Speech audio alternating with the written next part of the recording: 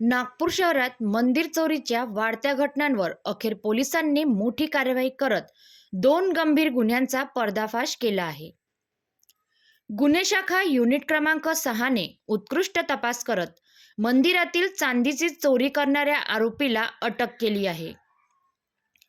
संपूर्ण माहिती अशा प्रकारे 15 जानेवारी 2026 रोजी तहसील पोलीस ठाणे हद्दीतील टिमकी येथील श्री संकटमोचन हनुमान मंदिरात अज्ञात आरोपीने प्रवेश करत हनुमान मूर्तीवरील सुमारे 250 ग्राम वजनाचा चांदीचा टिळा चोरी केला होता.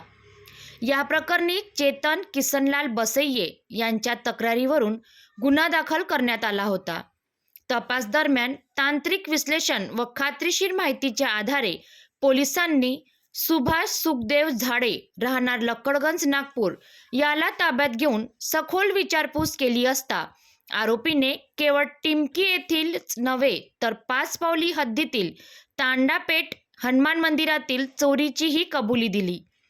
आरोपीकडून 350 ग्राम चांदीचा मुद्देमाल जप्त करण्यात आला असून त्याची किंमत सुमारे 84,000 रुपये असल्याचे पोलिसांनी सांगितले आहे. आरोपीला मुद्देमालासह पुढील कार्यवाहीसाठी तहसील पोलिसांच्या ताब्यात देण्यात आले आहे. ही संपूर्ण कामगिरी पोलीस आयुक्त डॉक्टर रवींद्रकुमार सिंगल, सह पोलीस आयुक्त नवीनचंद्र रेड्डी, गुन्हे शाखाचे अप्पर पोलीस आयुक्त वसंत परदेशी यांच्या मार्गदर्शनाखाली पार पडली.